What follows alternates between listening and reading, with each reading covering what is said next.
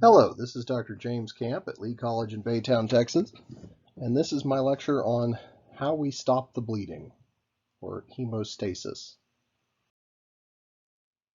Okay. Um, we're going to talk about the vascular phase of hemostasis, including the role of endothelial cells. We're going to talk about platelets and the formation of a platelet plug, and we're going to talk mostly about coagulation and the forming of a clot. There are intrinsic and extrinsic and common pathways to coagulation. We'll talk about the role of a positive feedback loop in this situation and the role of vitamin K in blood clotting. Okay. So hemostasis is a sequence of responses that stops bleeding. It's not one thing, it's a sequence of things. Three mechanisms happen to reduce loss. The first is a vascular spasm. So a spasm is an uncontrolled contraction of muscles. And when the smooth muscles of a blood cell contract, they contract to narrow the blood vessel. Okay, as you know, a narrowed blood vessel allows less blood flow through it. So this minimizes the amount of bleeding by discouraging blood from traveling through that broken blood vessel. The next thing that happens is platelets stick to the collagen fibers that were exposed when that blood vessel wall was damaged. Platelets love collagen fibers. They stick to it. That activates the platelets, and activated platelets recruit more platelets from the environment to form a platelet plug. This does not by itself completely stop the bleeding, but it helps. Coagulation, the last step is coagulation. A series of events creates a set of proteins called fibrin that form a tangled meshwork. Okay. And ultimately tie the platelets and red blood cells together into a solid piece called a clot. Okay, so those three major events, vascular spasm, platelet plug, and blood coagulation, can be remembered with a succinct description: squeeze, plug, clot. Okay, and this is what we have at the end of the clot step. Okay, we have molecules called fibrin that form a network, a unwoven fabric, if you will, a meshwork through all of this that is closely connected and cross-linked together. Okay, we have platelets that help tie these fibrin pieces together and form little solid plugs in various places. Okay, and then of course we have the erythrocytes, who kind of get caught in and behind the clot, and until the clot is ultimately dissolved again, those erythrocytes are stuck as part of the clot. Okay, clotting is possible because of the presence of several clotting factor proteins that are always dissolved in the blood. Okay, fibrin, the protein that actually forms the clot, is normally a water-soluble protein called fibrinogen. We've talked about that before. It's about 4% of the proteins in your blood. In order to form a fibrin clot, a series of clotting factor proteins have to be activated in a very precise sequence. One activated clotting protein triggers the next step in the process, which triggers the next in something that we call a cascade. So, one triggers two, triggers three, and ultimately, something is going to form the clot. Unfortunately, these factors are not named in the order that they work. They're named in the order that they were discovered. So activated factor X combines with factor 5. So 10 and 5 combine to activate 2, which activates 1, and then combines with 13. You can see this gets a little confusing. There are 2 major pathways here. The extrinsic pathway comes from tissue damage outside the blood vessel, and that releases tissue factor, which is actually factor 3, which combines with calcium and a factor called 7 to activate factor 10, and which combines with factor 5. Okay. The intrinsic pathway is caused by trauma inside the blood vessel, damaged endothelial cells and activated platelets combine with several clotting factors, and again calcium, to activate factor 10, and that again combines with factor 5, and we get to the common pathway. It's much faster to get to the common pathway through the extrinsic pathway than the intrinsic. And the reason for that is that extrinsic damage, if somebody damages the tissue around a blood vessel, you almost certainly need a clot, and you need it right now. You're quite possibly going to bleed to death if you don't.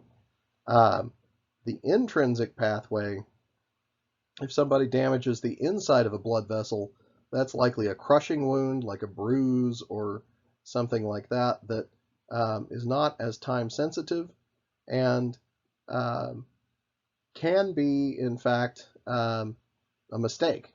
Sometimes your blood forms clots when it's not supposed to, okay, called a thromboembolism, which can lead to things that shouldn't happen in your body, like strokes and heart attacks.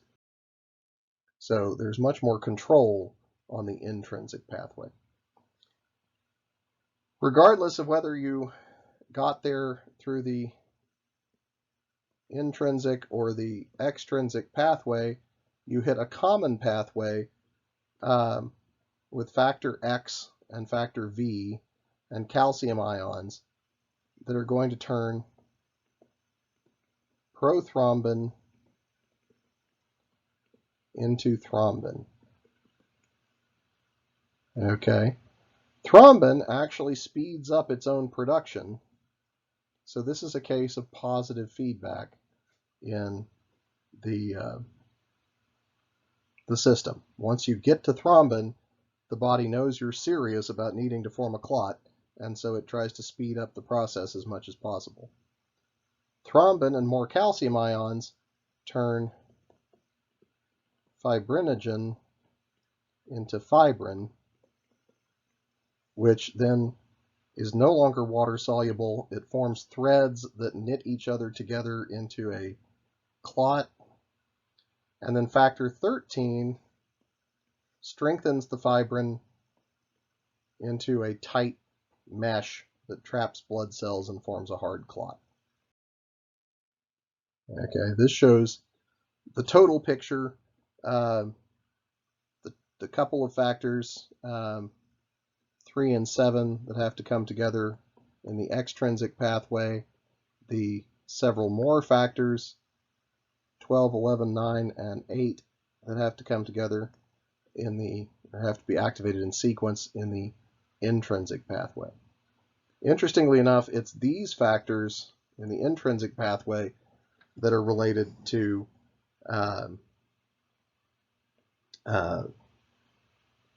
hemophilia. So actually, hemophiliacs have an intact extrinsic pathway. If they get sliced by a knife, they have the ability to form a blood clot.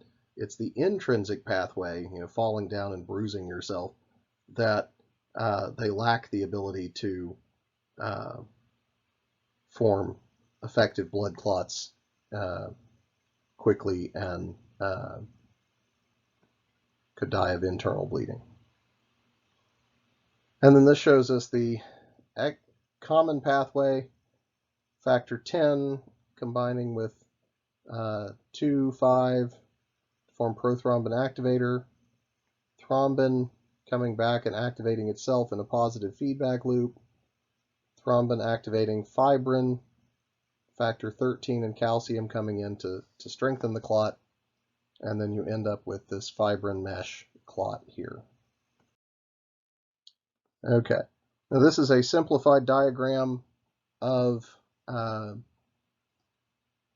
that clotting process that, again, I'm going to put this up on Dragnet for y'all to practice sorting your clotting factors, so I'm not going to fill this out for you right now. I'm just going to indicate that it's there. And then I have a few notes on the conclusion of hemostasis. Okay. Factor 4, which is the mineral calcium, plays an important role in activating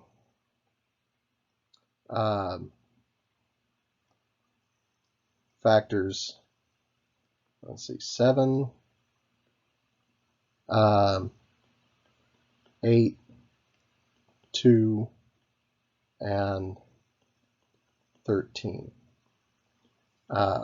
So one common thing that they do if you come into the hospital with a heart attack or a stroke is they'll give you something called EDTA that soaks up the calcium from the clotting area and makes it impossible for the clot to grow any further. Von Willebrand factor is important in the activation of platelets, which is mostly part of the extrinsic pathway, because activated platelets produce PF3, but activated platelets also produce PF3, which help activate factor 2, and PDGF, platelet-derived growth factor, that kickstarts vessel wall healing. So platelets are important no matter which pathway you come in. Hemostasis is one of the few examples of positive feedback in the body, which serves to, let me call that green, positive feedback to speed up this process. Activated platelets attract more platelets in the plug step, and then activated factor 2, called thrombin, speeds up its own production in the clot step. At the same time, many steps are subject to negative feedback to prevent unwanted clotting, which is kind of what we will talk about last on the next slide. Finally, clot retraction happens as the fibrin clot gets pulled together at the edges. That pulls the edges of the damaged vessel closed so that it's easier to heal. And in the end, new endothelial cells will repair the vessel lining. Okay. Blood clots sometimes form in response to conditions other than a broken blood vessel. Okay. You may have heard of atherosclerotic plaque. Okay. Damage to the endothelial surface of a blood vessel due to atherosclerotic plaque can lead to the formation of blood clotting in this area, and you can end up with what's called a thrombus or a thrombosis, which is a full blood clot that's blocking a either partially or fully blocking the flow of blood through a major blood vessel. If one of those thrombuses breaks off and starts traveling through the blood on its own, it is now called an embolus. Okay, and an embolus can get stuck in another artery somewhere else and completely block the flow of blood. If that happens in a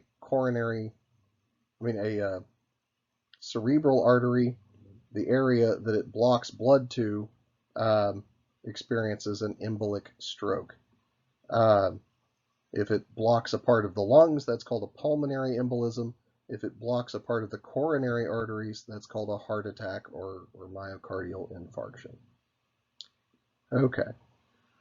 Thank you for your attention. That concludes my part 2 of my lecture on blood physiology. Next up, we're going to deal with the lymphatic system and mechanisms of lymph flow, mechanisms and anatomy of lymph flow. As always, if you learned something, leave me a like, leave me a comment, and share this with your friends.